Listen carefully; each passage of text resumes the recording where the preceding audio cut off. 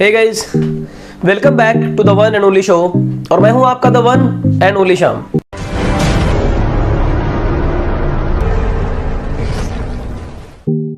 दोस्तों, शोले फिल्म का एक डायलॉग था, जान का सदका माल और इज्जत का सदका जान। इसका मतलब कि अगर जान पर बन आए तो जान बचाने के लिए पैसों को कुर्बान कर दो, लेकिन बात जब इज्जत पर आए तो इज्जत बचाने के लिए अपनी जान तक दे दो। वैसे मौजूदा हालात के हिसाब से बात जब इज्जत बचाने की हो तो जान देने की नहीं, जान लेने की सोच रखना ज्यादा सही है।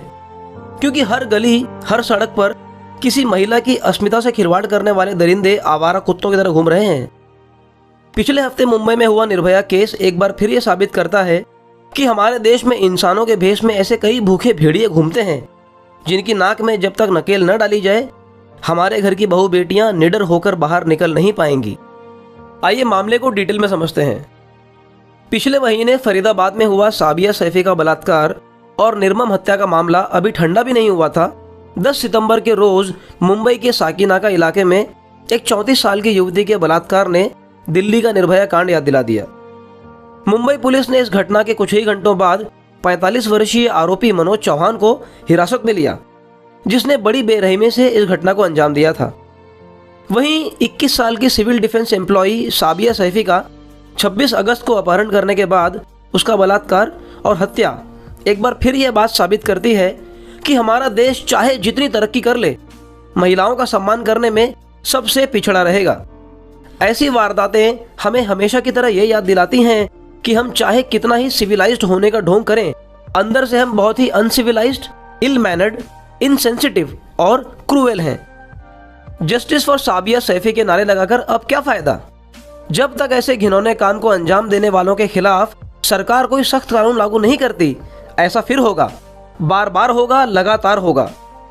Women peace and security index 2019 के सर्वे के मुताबिक 167 देशों में भारत का स्थान 133वां है, जिससे यह पता चलता है कि हम महिलाओं की सुरक्षा को लेकर कितने वल्नरेबल हैं।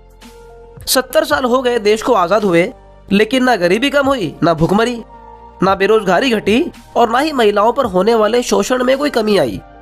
उल्टे ये आंकड़े हर रोज बढ़ते जा रहे हैं। लेकिन आज तक किसी भी पार्टी की सरकार ऐसा एक भी कानून लागू नहीं कर पाई जहां बलात्कार के आरोपी को फास्ट ट्रैक कोर्ट में केस चलाकर फांसी की सजा सुनाई जाए। यही कारण है कि दूसरों की बहन बेटियों पर गंदी नजर रखने वाले ऐसे नीच लोग सीना चौड़ा किए खुलेआम घूमते हैं और जब तब किसी मासूम का दामन गंदा करते हैं।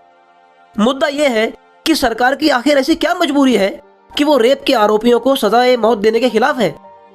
अगर ऐसा प्रावधान बना दिया जाए कि आरोप साबित होने पर मुजरिम को तत्काल फांसी दे दी जाए तो शायद इन आंकड़ों में कमी आ सकती है। दिल्ली के निर्भया कांड के आरोपियों को उनका अपराध साबित होने के बावजूद फांसी पर चढ़ाने में 7 साल लग गए। 2008 मुंबई टेररिस्ट अटैक के मुख्य आरोपी अजमल कसाब को 4 साल बाद फांसी दी गई। सारे सबूत और गवाह आंखों के सामने मौजूद होने के बावजूद गुनहगारों को तुरंत सजा सुनाने में आखिर कानून को मौत क्यों आती है। इन सब बातों से आप समझ सकते हैं कि हमारे देश का कमजोर कानून ही दरअसल ऐसे गुनहगारों की ताकत है। और जब तक हमारा कानून ऐसे गुनाहों और गुनहगारों के खिलाफ सख्त नहीं होगा, इस देश में ऐसी घटनाएं आम हो जाएंगी। एक दौर था जब हमारा मीडिया जनता की आवाज हुआ करता था, जो ऐसी घटनाओं को मुद्दा बनाकर सरकार को आड़े हाथों लेता था और उन पर दबाव बनाता था कि जल्दी से जल्दी मुजरिम को सजा दी जाए। अब तो मीडिया लव जिहाद, इस्लामिक आतंकवाद जैसे मुद्दों को गरमाने में लगा है। अब उसके कानों तक किसी निर्भया की आवाज नहीं पहुंचती, किसी साबिया की चीखें उसके कानों को बहरा नहीं कर पाती। इसलिए देश के हर नागरिक को अब यह जिम्मेदारी खुद उठानी पड़ेगी। वो नागरिक जो निर्भया और साबिया में फर्क न करता हो, जो उन दोनों को अपनी बहन समझता हो और जिनकी आंखों में अब भी शर्म का पानी बाकी हो। वरना करोड़ों लोग हमारे देश में ऐसे हैं जो अखबारों में ऐसी खबरें पढ़ने के बाद झट से पन्ने पलट देते हैं और घंटे भर अखबार में अपनी मनहूस शक्लें छुपाने के बाद अपना पिछवाड़ा झटक के दोबारा अपनी बेमतलब जिंदगी जीने के लिए निकल पड़ते हैं। हमारी बहन बेटियां हमारी शान है।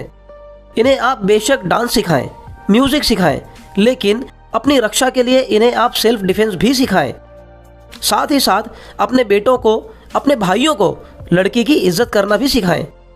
लड़कियों को उनके पहनावे पर टोकने वाले बुद्धिजीवी लोग अगर अपने बेटों को सही संस्कार दें तो ऐसी घटनाओं पर हमेशा के लिए अंकुश लग जाए। दोस्तों, इस वीडियो को ज़्यादा से ज़्यादा लोगों तक पहुंचाने में हमारी मदद करें। वीडियो पसंद आया हो तो इसे लाइक करें और रेगुलर कंटेंट के लिए चैनल को सब्सक्राइब भी करें। हम मिलते हैं दोबारा अगले हफ्ते एक नए टॉपिक के साथ। तब तक के लिए थैंक यू।